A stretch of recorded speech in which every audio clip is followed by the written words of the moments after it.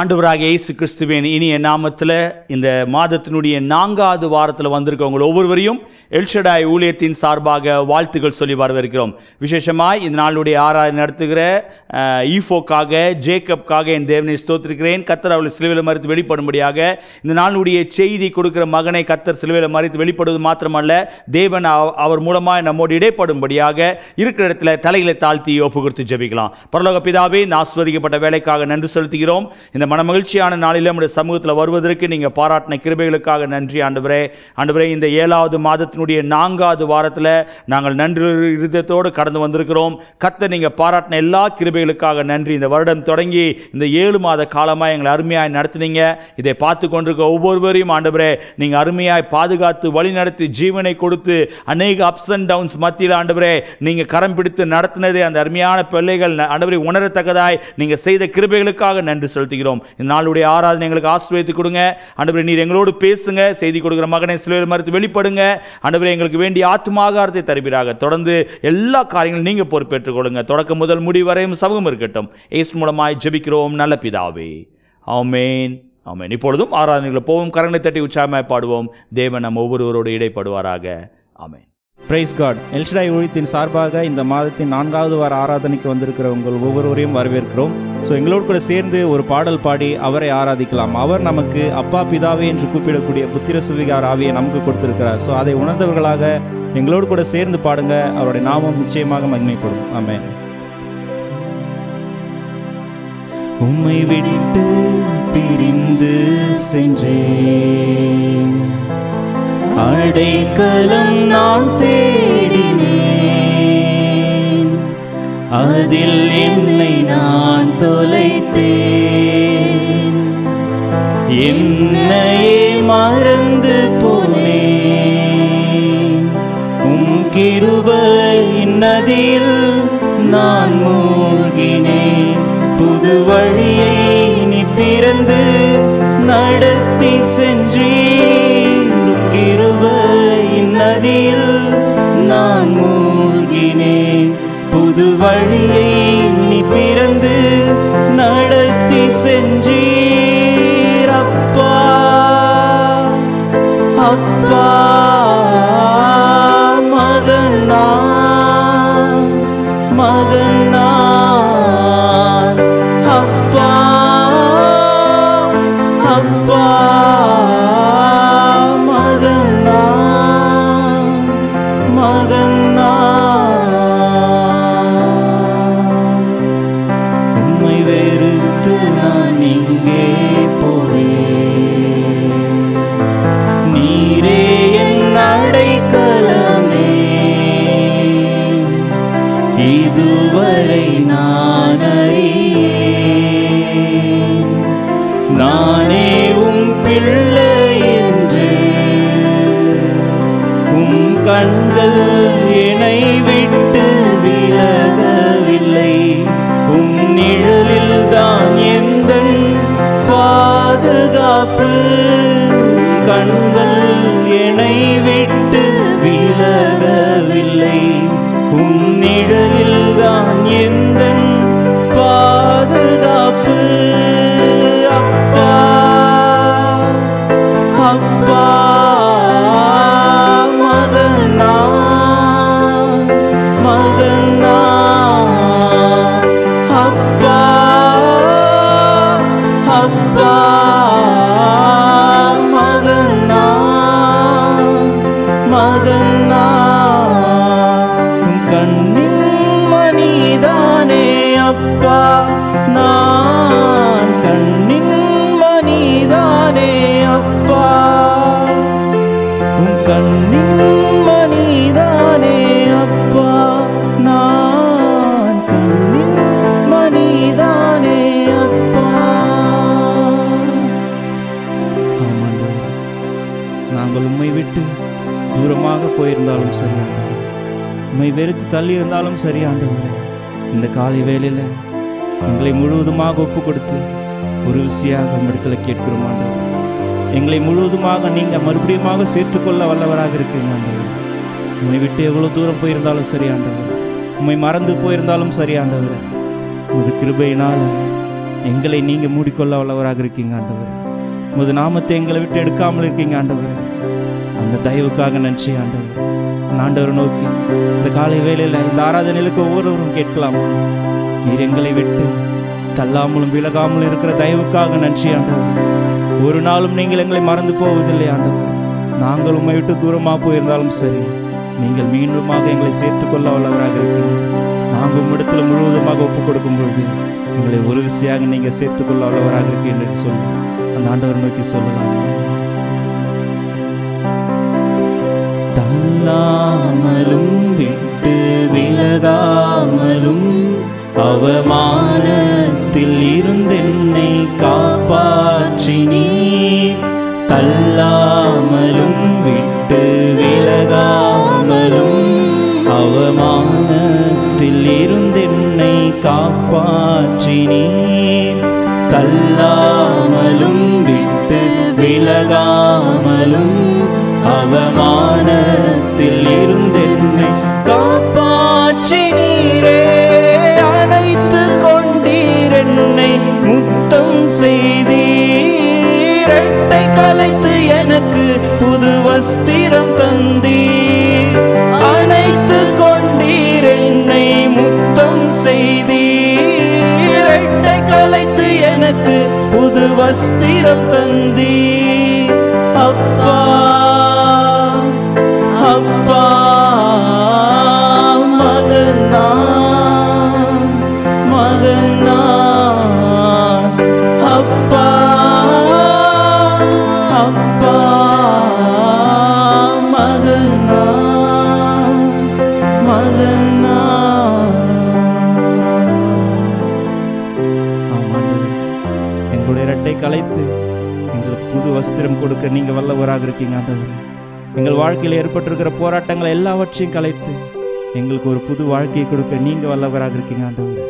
அதற்கு நாங்கள் எங்களை முழுவதுமாக உம்மிடத்தில் அர்ப்பணித்து ஒப்புக் கொடுக்கும் பொழுது மாத்திரமே நீர் எங்களுக்கு உதவி செய்ய வல்லவராக இருக்கு. இந்த காலை வேளையில் ஆராதனையில் இருக்கிற ஒவ்வொருத்தரும் ஆண்டவரை நோக்கி ஒரு விசையாக, ஆண்டவரே எங்களை முழுவதுமாக ஒப்புக் கொடுக்கிறோம் ஆண்டவரே, எங்களை முழுவதுமாக அர்ப்பணிக்கிறோம் ஆண்டவரே.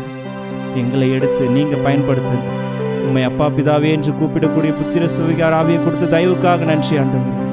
உலகத்தில் யார் எங்களை வெறுத்தாலும் நீர் எங்களை ஏற்றுக்கொள்ள, நீர் எங்களை மீண்டுமாக சேர்த்து கொள்ளுகிறவராக இருக்கீங்க.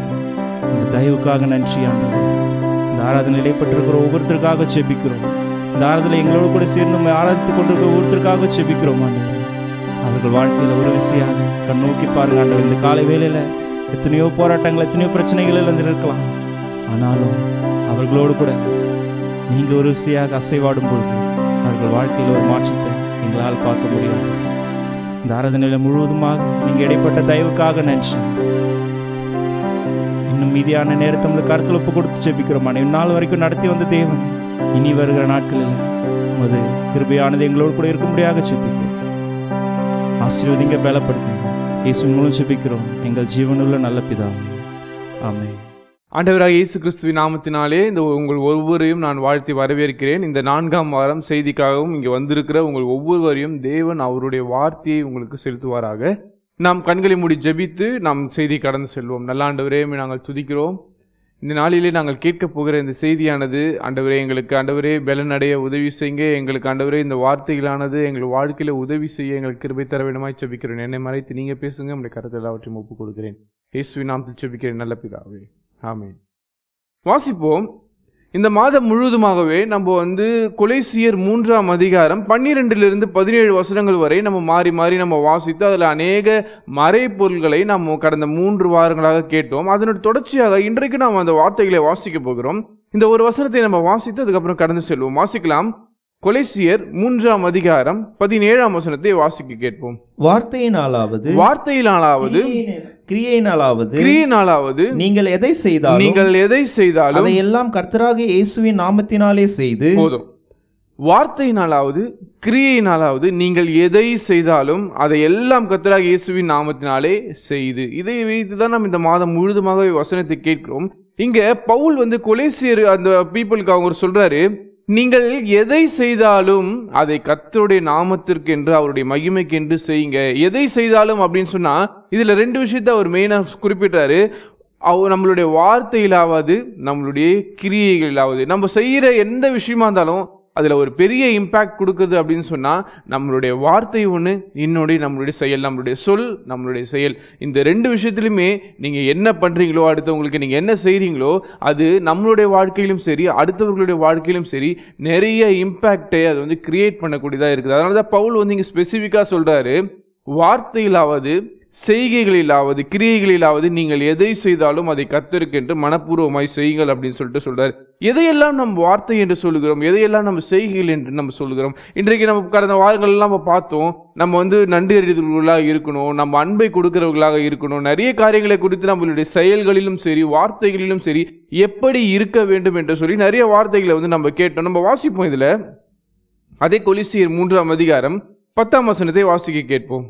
தன்னை சிருஷ்டித்தவருடைய சாயலுக்கொப்பாய் பூரண அறிவடையும்படி, தன்னை சிருஷ்டித்தவருடைய சாயலுக்கொப்பாய் பூரண அறிவுடையும்படி புதிதாக்கப்பட்ட புதிய மனுஷனை தரித்து கொண்டிருக்கிறீர்கள், புதிதாக்கப்பட்ட புதிய மனுஷனை தரித்து கொண்டிருக்கிறீர்களே அப்படின்னு சொல்லிட்டு இங்க இந்த 10ஆம் வசனத்துக்கு முன்பாக பவுல் வந்து ஒரு விதமான மக்களை பற்றியும், இந்த 10வது வசனத்துக்கு அப்புறம் பவுல் வந்து ஒரு விதமான மக்களை பற்றி ரெண்டு விதமா வந்து அவர்களை பிரிக்கிறார். இதுக்கு நடுவில் இருக்கிற அந்த பிரிக்கிற வசனம் எது அப்படின்னு சொன்னா, தன்னை சிருஷ்டித்தவருடைய சாயலுக்கொப்பாய் பூரண அறிவுடையும்படி புதிதாக்கப்பட்ட மனிதரை நீங்கள் தரித்து கொள்ளுங்கள். Renewal of our self, renewal of our own self அப்படின்னு நம்ம கூட வந்து சொல்லலாம். எப்பொழுது நம்மளுடைய கிரியைகளிலும் நம்மளுடைய செயல்களிலும் நம்மளுடைய சொற்களிலும் எப்பொழுது இந்த மாற்றம் வரும் அப்படின்னு சொன்னால், எப்பொழுது நம்ம எதை செய்தாலும் கர்த்தருக்கு செய்ய முடியும் அப்படின்னு சொன்னால், நம்மளுடைய வாழ்க்கையில் அந்த ரினிவல் ப்ராசஸ் நடக்கும்போது மட்டும்தான் நம்மளுடைய வாழ்க்கையில் இதெல்லாம் நம்ம வந்து கர்த்தருக்கு என்று உண்மையாக செய்ய முடியும் என்பதை குறித்து நம்ம பார்க்கிறோம். அதுக்கு முன்பாக பவுல் வந்து சொல்கிறாரு, நீங்க ரினிவல் ஆகாம இருக்கும்போது, உங்களோட லைஃப் புதுமை ஆகாம இருக்கும்போது, நீங்க அநேக பழைய பாவமான வாழ்க்கையில சரிச்சிருந்தீங்க, அநேக பழைய மூர்க்கமான காரியங்களையும் கோபங்களையும், உங்க வாயில பிறக்காத மனித தூஷணமான வார்த்தைகள், அன்பு இல்லாம இருக்கிறது, சண்டை போடுறது, இந்த மாதிரி எக்கச்சக்கமான தேவனிடத்திலிருந்து கோபாக்கினி வரக்கூடிய செயல்களையும் சொல்லையும் நாம் செய்து கொண்டு இருந்தோம். ஆனால் இன்று நீங்கள் ஆண்டவரை தரித்து கொண்டிருக்கிறீர்கள். ஆண்டவரை தரித்து கொண்டு இருக்கிறது என்ன? அவருடைய வார்த்தைகளை கேட்டு அவர் எப்படி இந்த உலகத்தில் வாழ்ந்து காட்டினாரோ நாமும் அது மூலம் வாழ்ந்து காட்ட வேண்டும் என்பதுதான் நாம் அவரை தரித்து கொள்வது என்று நம்ம சொல்லுகிறோம். இங்க ஆண்டவர் சொல்றாரு, நீங்கள் எப்படிப்பட்ட மனிதர்களாக இருக்க வேண்டும், நீங்க எப்படி உங்களுடைய வார்த்தையிலும் உங்களுடைய கிரியைகளிலும் நீங்க வாழ வேண்டும் என்பதை குறித்து ஆண்டவர் இந்த அதிகாரம் முழுதுமாகவே அதை பிரித்து காட்டியிருக்கிறார். நீங்க ஆண்டவரை ஏற்றுக்கொண்டவர்களாக இருப்பீர்கள் அப்படி என்று சொன்னா, இந்த 11ஆம் வசனத்திலிருந்து நம்ம வாசிக்கிறோம் இல்லையா, தன்னை சிருஷ்டித்தவனுடைய சாயலுக்கொப்பாய் நீங்க பூரண அறிவுடையும்படிக்கு புதிதாக்கப்பட்ட புதிய மனுஷனை. என்ன மாதிரியான புதிய மனுஷர்கள் அப்படின்னு சொன்னா, தேவனால் தெரிந்து கொள்ளப்பட்ட மனிதர்கள். அவர்கள் இரக்கத்தையும் தயவையும் மனத்தாழ்மையையும் சாந்தத்தையும் நீடிய பொறுமையும் தரித்து கொண்டவர்களாக இருப்பார்கள் அப்படின்னு சொல்லிட்டு நம்ம இந்த 11ஆம் வசனத்துல நம்ம வந்து பார்க்கிறோம். இன்றைக்கு தேவனை தரித்து கொண்டு இருக்கிறோமா நாம், இல்லை இன்னும் அந்த பழைய பாவமான வாழ்க்கையில் தான் வாழ்ந்து கொண்டு இருக்கிறோம்? அநேக நேரத்தில் நம்ம ஞானஸ்நானம் எடுத்தவர்களாக இருக்கலாம், அநேக நேரத்தில் நாம் வந்து தேவனை தொழுது கொள்ளுகிறவர்களாக இருக்கலாம், டெய்லி 3 வேளை ஜெபம் பண்ணுறவர்களாக இருக்கலாம், நிறைய நம்ம பைபிள் வாசிக்கிறவங்களாக இருக்கலாம்.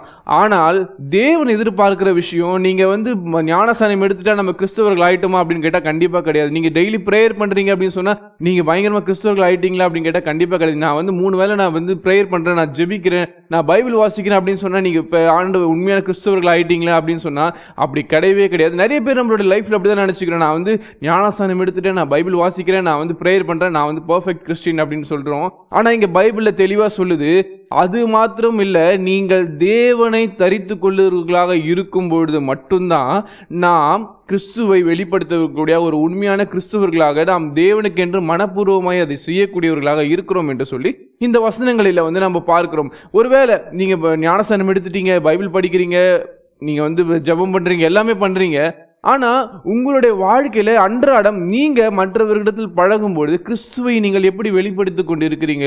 கிறிஸ்துவை வந்து நாம் நம்மளுடைய வார்த்தையில் நம்மளுடைய கிரியைகளை நம்ம வெளிப்படுத்துகிறோம். ஆனால் நம்ம என்ன பண்ணுறோம், அநேக நேரத்தில் இன்னும் கோல் சொல்லுகிறவர்களாக இருக்கிறோம், அநேகரை மற்றவங்களை பற்றி புறங்கூறுகிறவர்களாக நம்ம இருக்கிறோம், மற்றவங்களை அவங்க முன்னாடி நல்லா பேசிட்டு பின்னாடி போயிட்டு அவங்கள பற்றி நம்ம சபிக்கிறவர்களாக அநேக நேரத்தில் இருக்கிறோம். அநேக நேரத்தில் நம்ம லைஃப்பில் நாம் சுயநலம் உள்ளவர்களாக அடுத்தவங்களுக்கு தீங்கு செய்யக்கூடிய நினைக்கிறவர்களாக இருப்போம். ஆனால் அதையும் நம்ம செய்துவிட்டு நாம் அதை நான் பண்ணது சரிதான் அப்படின்னு சொல்லிட்டு நம்மை நாமே சமாதானப்படுத்திக் கொள்ளுவர்களாக இருக்கிறோம். கடைசியாக நம்ம என்ன பண்ணுவோம்? பைபிள் வாசித்து ப்ரேயர் பண்ணிட்டு நான் ஆண்டவரை தரித்து கொண்டு இருக்கிறேன் அப்படின்னு சொல்கிறோம். ஆனால் இங்கே பைபிள் தெளிவாக சொல்லுது, நீ முன்னாடி அப்படி இருந்த உன் வாயிலிருந்து எல்லா விதமான கோபாக்கனையான வார்த்தைகள் வந்தது, பொருளாசை இருந்தது, மோகம், துர்ச்சி, 5ஆம் வசனத்தை போட்டிருக்கு, விபச்சாரம், அசுத்தம், மோகம், இப்படிப்பட்ட காரியங்கள்லாம் நம்ம வாழ்க்கையில் இருந்ததுக்கு அப்புறம் தான் நீங்க ஆண்டவரை ஏற்றுக்கொள்ளுங்க. ஆனா ஆண்டவரை ஏற்றுக்கொண்டதுக்கு அப்புறமும் உங்க வாழ்க்கையில் அப்படிப்பட்ட காரியங்கள் இருக்கும் என்று சொன்னால் நாம் உண்மையான கிறிஸ்தவர்களாக இருக்க முடியாது என்று சொல்லி பைபிள் இங்க தெளிவா சொல்லுது. நாம் எப்படிப்பட்டவர்களாக இருக்க வேண்டும்? இங்க பைபிள் சொல்லுது,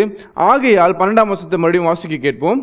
ஆகையால் நீங்கள் தேவனால் தெரிந்து கொள்ளப்பட்ட பரிசுத்தரும் பிரியருமாய் உருக்கமான இரக்கத்தையும் தயவையும் மனத்தாழ்மையையும் சாந்தத்தையும் பொறுமையும் தரித்துக்கொண்டு சோ இப்படிப்பட்ட காரியங்கள் எல்லாம் நம்மளுடைய வாழ்க்கையில் இருக்கா? நாம் இரக்கமுடையவர்களாக இருக்கிறோமா? தயவுடையவர்களாக இருக்கிறோமா? ஒருவேளை முன்னாடி இருந்த நாம் ஒருவேளை கோவப்படுறவங்களாக, அடுத்தவங்களை பற்றி நம்ம கவலைப்படாதவங்களாக, அடுத்தவங்களுக்கு பழிவாங்கிறவங்களாக நம்ம இருந்திருக்கலாம். ஆனா நீங்க எப்பொழுது ஆண்டவரை ஏற்றுக்கொண்டீர்கள் அதை நீங்க முழுவதுமாக பரிபூர்ணமாக ஆண்டவருக்கு என்று முழுவதுமாக செய்ய வேண்டும். எதுல?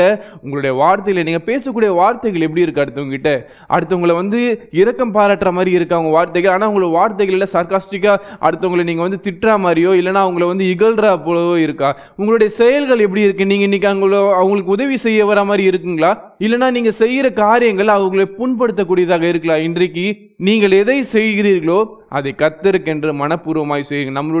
நம்ம ஆண்டவரை ஏற்றுக்கொண்டால் மட்டும் போதாது, நம்மளுடைய முழுவதுமாக நம்ம உள்ளத்தின் ஆழத்திலிருந்து நாம் இந்த செய்கைகளை மாற்றும் பொழுது மட்டும்தான் நாம் ஆண்டவருக்கு உண்மையில் உள்ளாக இருக்கணும். இன்றைக்கு ஒரு விஷயத்தை மட்டும் நம்ம படிச்சுட்டு நம்ம செய்தி முடிப்போம். இந்த 12ஆம் வசனத்துல 12ஆம் வசனத்தை 13ஆம் வசனத்தை நம்ம வாசிக்க கேட்போம். ஒருவரை ஒருவர் தாங்கி ஒருவர் பேரில் ஒருவருக்கு குறைபாடு உண்டானால் கிறிஸ்து உங்களுக்கு மன்னித்தது போல ஒருவருக்கொருவர் மன்னியுங்கள். இங்க அதுக்கப்புறமா தான் ஆண்டவர் சொல்றாரு, நீங்க அன்பு காட்டுங்க, நன்றி அறிதலுள்ளா இருங்க, தேவனை நீங்க பூரணமாக அவருடைய வசனத்தை நீங்க தியானிங்க, அவரை துதிங்க. இது எல்லாம் சொல்றதுக்கு முன்னாடி ஆண்டவர் நீ புதிதாக மனிதனாக மாறிவிட்ட அப்படின்னு சொன்னா ஆண்டவர் உங்ககிட்ட எதிர்பார்க்கிற முதல் விஷயம், ஒருவரை ஒருவர் தாங்கி ஒருவர் பேரில் ஒருவருக்கு குறை உண்டானால் நீங்க என்ன பண்ணுங்க? கிறிஸ்து உங்களுக்கு மன்னித்தது போல நீங்களும் அவர்களுக்கு மன்னிங்க. இது அன்புக்கும், அதுக்கு அடுத்த வருஷம் தான் ஆண்டவர் அன்பை பற்றி சொல்லுவாரு. ஆனா இந்த அன்புக்கும் முக்கியமான ஒரு விஷயம் முன்னாடி சொல்றது என்னது அப்படின்னு சொன்னா, ஒருவரை ஒருவர் நீங்க தாங்க வேண்டும். அவருக்குள்ள குறைவுகள் இருக்கு அப்படின்னு சொன்னா அதை நீங்க மன்னிக்கணும். ஏன்னா ஆண்டவர் உங்களை மன்னித்தார். நம்மளுடைய பாவங்களை எல்லாவற்றையும் ஆண்டவர் என்ன பண்ணாரு? அதெல்லாம் அதை பத்தி எல்லாம் திருப்பி பேசல, பின்னாடி போயிட்டு நம்மளை பத்தி தவறாக எதுவும் பேசல, நம்மளை குற்றம் சொல்ல எதுவுமே பண்ணல. அவர் நீங்க எப்படிப்பட்டவர்களாக இருந்தீங்களோ அது எல்லாமே மன்னித்து உங்களை புது மனிதனா மாற்றி இருக்கிறார். அது போல நீங்களும் உங்களுக்கு எதிராளியாகவே இருந்தாலும் சரி, உங்களுக்கு தவறு செய்திருந்தாலும் சரி, இன்றைக்கு உங்க வாழ்க்கையில நீங்க எப்படிப்பட்டவர்களாக இருக்கீங்க? ஒருவேளை உங்களை நம்பி வந்தவங்களை நீங்க தாங்குறீங்களா? இல்ல உங்க எதிராளியாக இருந்தாலும் சரி, உங்களுக்கு விரோதமாக பேசினவர்களாக இருந்தாலும் சரி, அவர்களை தாங்கி நீங்க அவர்களை மன்னிக்கிறவர்களாக இருக்கிறீங்களா? இன்னும் இல்ல அந்த பழைய கிரட்ஜ், அந்த பகை எல்லாமே உங்க மனதுக்குள்ள வைத்துக்கொண்டு அவன் எனக்கு இப்படி செய்தானே, ஆண்டவர் அவனை தண்டிப்பார் அப்படின்னு சொல்லிட்டு அவனுக்காக ஜபத்திலே ஆண்டவரே அவன் என்ன இப்படி பண்ணிட்டு ஆண்டவரே அவனை தண்டிங்கன்னு சொல்லிட்டு நீங்க ஜபத்திலே ஆண்டவர்கிட்ட அப்படி போய் சொல்றீங்களா? இன்றைக்கு ஆண்டவர் உங்ககிட்ட எதிர்பார்க்கக்கூடிய ஒரு முதல் விஷயம், நீங்கள் ஆண்டவரை ஏற்றுக்கொள்ளும் போது அவர் உங்களுடைய உள்ளத்தில இரக்கத்தையும் தயவையும் எதிர்பார்க்கிறவராக இருக்கிறார். அந்த இரக்கமும் தயவும் உங்க மனதுக்குள்ள வரும்போது எப்படிப்பட்டவர்களாக இருந்தாலும் சரி நீங்க அவர்களுக்கு மன்னிக்கிறீங்க. இதுல ஹிடன் ட்ரூத் என்ன தெரியுங்களா? நீங்க மற்றவர்களுக்கு மன்னிக்கும் பொழுது உங்களுடைய தவறுகளும் உங்களுடைய தப்பிதங்களும் மன்னிக்கப்படுகிறது என்பதுதான் உண்மை. இன்றைக்கு நீங்க உங்களுடைய எதிராளிகளை எத்தனை பேரை, உங்களுக்கு பிடிக்காதவங்களை எத்தனை பேரை நீங்க தாங்குகிறீர்களோ, பைபிள்ல ஒரு வசனம் போட்டிருக்கு, உனக்கு எதிராளியா இருக்கிறவனுக்கு ஆகாரம் கொடு அப்படின்னு சொல்லுது. ஆண்டவர் சொல்றாரு, நீங்க எப்படிப்பட்டவர்களாக இருந்தாலும் சரி, உங்களுக்கு முன்பாக யார் இருந்தாலும் சரி, அவர்களை நீங்க அன்பாக ட்ரீட் பண்ணுங்க அப்படின்னு சொல்லிட்டு இன்றைக்கு நாம் எப்படி நமக்கு முன்பாக இருக்கிற மனிதர்களை நாம் ட்ரீட் பண்றோம்? நீங்க உங்களுடைய சொற்களாலையும் சரி, உங்களுடைய செயல்களாலையும் சரி, நீங்க அடுத்தவர்களுக்கு மன்னிக்கிறீங்களா? அடுத்தவங்களை நீங்க தாங்கி கொண்டு இருக்கிறீங்களா? அப்படி ஒரு வேளை நீங்க தாங்கல அப்படின்னு சொன்னா இன்னைக்கு ஆண்டவர் சொல்லுகிற ஒரு முக்கியமான காரியம், நீங்கள் ஆண்டவரை ஏற்றுக்கொண்டு உங்களுக்குள்ள அந்த ரினிவல் ப்ராசஸ் எப்போ வரும் அப்படின்னு சொன்னா, நீங்கள் ஞானசானம் எடுத்த உடனே கிடையாது. நீங்கள் உங்களுடைய குணாதிசயங்களை ஆண்டவருக்கு ஏற்ற போல நீங்க மாற்றும் போது, ஆண்டவரை போல நீங்கள் உங்களுடைய குணாதிசயங்களை மாற்றும் போதுதான் தேவன் உங்களுடைய பாவங்களை மன்னிக்கிறவராக இருக்கிறார், உங்களை அன்பு செய்யக்கூடிய தேவனாக இருக்கிறார். இன்றைக்கு இந்த செய்தி கேட்டுக்கொண்டு இருக்கிற நீங்க யாராக இருந்தாலும் சரி, இந்த நாள் முழுதுமாக பார்த்தோம், நீங்கள் எதை செய்தாலும் அதை கர்த்தருக்கென்று செய்யுங்க. நம்மளுடைய பொருள் மட்டும் இல்லை, ஏதாவது கொடுக்கறது மட்டும் இல்லை, உதவி செய்கிறது மட்டும் கிடையாது. நம்மளுடைய குணாதிசயங்களிலும் நீங்கள் சொல்கிறதுலையும் சரி, உங்களுடைய செயல்களிலையும் சரி, நீங்கள் அதை கர்த்தருக்கென்று ஒருவேளை உங்களால் மன்னிக்க முடியல, ஒருவேளை என்னால் அதை ஃபேஸ் பண்ண முடியல, என்னால் அவங்கள ஃபேஸ் பண்ண முடியல ஆண்டவரே அப்படின்னு நீங்கள் சொன்னீங்கனாலும், நீங்கள் ஒரு விஷயத்தை யோசிச்சுக்கோங்க. மனப்பூர்வமாய் நீங்கள் அதை செய்யும்பொழுது ஆண்டவர் உங்களுடைய காரியங்களை வாய்க்க பண்ணுகிறவராக இருக்கிறார். நீங்கள் அவர்களை மன்னிக்கும் போது தேவன் உங்களுடைய பாவங்களை மன்னிக்கிறவராக இருக்கிறார். அவர்களை நீங்கள் தாங்கி நடத்தும் போது தேவன் உங்களுடைய வாழ்க்கையும் அதிகமாக தாங்குகிறவர்களாக இருக்கார். எந்த சிச்சுவேஷனாக இருந்தாலும் சரி, இதை மறந்து விடாதீர்கள். உங்களுடைய சொற்களினாலும் செயல்களினாலும் கர்த்தருக்கென்று நீங்கள் உங்களுடைய எதிராளிகளை மன்னிங்க. உங்கள் உள்ளத்தில் அந்த தயவையும் அந்த நற்கிரியைகளையும் நீங்கள் வளர்க்கும் பொழுது நீங்கள் அந்த ரினியூவல் ஆனவர்களாக, அந்த புதிய மனிதர்களாக, இயேசு கிறிஸ்துவினால் மாற்றப்பட்டவர்களாக இருப்பீர்கள் என்பதை அது மூலியமாக தான் நாம் தெரிந்து கொள்ள முடியும். நாம் கண்கள் மூடி ஜெபிப்போம். நல்ல ஆண்டவரே, நாங்கள் துதிக்கிறோம். இந்த நாளில் நாங்கள் கேட்ட செய்தியை உங்களுடைய கருத்தில் ஒப்புக் கொடுக்குறோம் ஆண்டவரே. எங்களுடைய சொற்களினால, எங்களுடைய செயல்களினால ஆண்டவரே, உமக்காக எதை செய்தாலும் ஆண்டவரே, நாங்கள் செய்கிற உதவியினால் மட்டும் இல்லை ஆண்டவரே, நாங்கள் செய்கிற ஆண்டவரே கடமைகளினால் மட்டுமல்ல ஆண்டவரே, எங்களுடைய உள்ளத்தில் நாங்கள் புதிதாய் பிறக்கப்பட்டவர்களாக, எங்களுக்கு எதிராக இருக்கிறவர்களுக்கு முன்பாக அவர்களை தாங்கக்கூடியவர்களாக, ஆண்டவரே அவர்களை மன்னிக்கக்கூடியவர்களாக, எங்களுடைய ஆண்டவரே எண்ணங்களிலும் சிந்தனைகளிலும் அந்த இரக்கம் தயவு எங்களுக்குள்ள வர உதவி செய்யுங்க. எங்களை ஒவ்வொரு நாளும் நீர் புதிதாக மாற்றுங்க. இந்த செய்தி கேட்டுக்கொண்டிருக்கிற ஒவ்வொருவருடைய வாழ்க்கையும் புதிதாய் மாற்றி அவர்கள் ஆண்டவரே யாரையாவது மன்னிக்க முடியாமல் இருக்குது அப்படின்னு சொன்னால், யாரையாவது தாங்க முடியாத அளவுக்கு அவங்க உள்ளத்தில் கோபங்கள் இருக்குது அப்படின்னு சொன்னால் அவர்களுக்கு உணர்த்துங்க. அவர்களை நீங்கள் வழிநடத்தி ஆண்டவரே உம்முடைய அந்த அன்பை அவர்களுக்குள்ள தர வேண்டுமா நான் செபிக்கிறேன். ஆண்டவர் உங்களுடைய கருத்தில் எல்லாவற்றையும் ஒப்புக் கொடுக்கிறேன். நீங்கள் ஆசீர்வதிங்க, பலப்படுத்துங்க. இயேசுவின் நாமத்தில் செபிக்கிறேன் நல்ல பிதாவே, ஆமென். Praise the Lord. நல்ல ஒரு ஆராதனையில் நாம் பங்கு பெற தேவன் உதவி செய்தார். நல்ல ஒரு ஆராதனை மற்றும் செய்தியை கேட்டோம். இன்றைக்கு இதை பார்த்து கொண்டிருக்கவங்க ஒவ்வொருவருடைய வாழ்க்கையிலும் தேவன் விசேஷித்த விதமாய் நீங்கள் செய்கிற எந்த ஒரு காரியமாக இருந்தாலும் அது மனுஷருக்கென்று செய்யாதபடி தேவன் நாமத்துக்கு மகிமை கொண்டு வரத்தக்கதாய் கிறிஸ்துவுக்காக நாம் செய்ய கடமைப்பட்டிருக்கோம். அது மாத்திரமல்ல, இன்றைக்கு நாம் படுகிற எல்லா வேதனைகள், கஷ்டங்கள், ஒருவேளை நீங்கள் எதிர்பார்த்த காரியங்கள் நடக்கவில்லை என்றாலும் பரலோகத்தில் நமக்கென்று வைத்திருக்கிற அந்த மகிமையான கிரீடத்தை பெற்றுக்கொள்ள நாம் ஆயத்தப்படுவோம். கர்த்தர் பெரிய காரியங்களை செய்வார். இருக்கிற இடத்துல தலையில தாழ்த்தி ஆவியானவருடைய கரத்தில் ஒப்பு கொடுத்து, ஆண்டவரே இந்த மாதம் முழுவதுமா எங்களை நடத்தினதுக்காக நன்றி என்று சொல்லி ஒப்பு கொடுத்து ஜெபிக்கலாம். நல்ல ஆண்டவரே, இந்த அருமையான வேலைக்காக நன்றி செலுத்துகிறோம். ஆண்டவரே, நீர் இந்த நாளிலே எங்களோடு இடைப்பட்டதுக்காக நன்றி, எங்களோடு பேசினதுக்காக நன்றி, இதை பார்த்து கொண்டிருக்க ஒவ்வொருவரையும் ஆண்டவரே நீங்கள் உற்சாகப்படுத்தினதுக்காக நன்றி. ஆண்டவரே, அநேக தடவை நாங்கள் சோர்ந்து போனவர்களாக, நாங்கள் செய்கிற காரியங்களில் ஆண்டவரே திருப்தி இல்லாதபடி ஆண்டவரே எங்களுடைய எல்லா வேலைகளிலும் ஆண்டவரே உம்மை பிரியப்படுத்த முடியாமல் இருந்திருப்போம் என்றால் எங்களை மன்னிங்க. ஆண்டவரே, நாங்கள் எதை செய்தாலும் மனுஷருக்கென்று செய்யாதபடி ஆண்டவரே கிறிஸ்து இயேசுவின் மகிமைக்காக உம்முடைய நாமத்துக்கு மகிமை கொண்டு வரத்தக்கதாய் செய்யத்தக்கதாய் கர்த்தர் கிருபை செய்யுமாய் ஜெபிக்கிறேன். ஆண்டவரே, இந்த பூமியில் அதற்கான பலன் இல்லை என்றாலும் பரலோகத்தில் எங்களுக்கு என்று வைத்திருக்கிற அந்த பலனை அடைய கர்த்தர் எங்களுக்கு உதவி செய்யுமாய் ஜெபிக்கிறேன். இதை பார்த்து கொண்டிருக்க ஒவ்வொருவரையும் ஆசீர்வதிங்க. செய்தி கொடுத்த மகனை இன்னும் வல்லமை எடுத்து உபயோகப்படுத்துங்க. அநேகருக்கு ஆசீர்வாதமாக எடுத்து உபயோகப்படுத்த வேண்டுமாய் ஜெபிக்கிறேன். எல்லா துதிக்கான மகிமை ஒருவருக்கே செலுத்துகிறோம். இயேசு மூலமாய் ஜெபிக்கிறோம் நல்ல பிதாவே, ஆமென். என் ஆத்துமாவே கர்த்தரை ஸ்தோத்திரி, என் முழுவதுமே அவருடைய பரிசுத்த நாமத்தை ஸ்தோத்திரி. என் ஆத்துமாவே கர்த்தரை ஸ்தோத்திரி, அவர் செய்த சகல உபகாரங்களை மறவாதே. ஆமென். கர்த்தராகிய இயேசு கிறிஸ்துவின் கிருபையும் பிதாவாகிய தேவனுடைய அன்பும் பரிசுத்த ஆவியானவருடைய அன்பினைக்கும் நம் அனைவரோடும் கூட இப்பொழுதும் எப்பொழுதும் சதா காலம் இருப்பதாக. ஆமென். ஹல்லேலூயா. கர்த்தர் உங்களை ஆசீர்வதிப்பாராக. ஸ்கிரீனில் வருகிற வாட்ஸ்அப் நம்பரில் ஜெப குறிப்பு இருக்கும் என்றால் தெரியப்படுத்துங்க. உங்களுக்காக ஜெபிக்க நாங்கள் ஆயத்தமாக இருக்கிறோம். கர்த்தர் உங்களை ஆசீர்வதிப்பார். ஆமென்.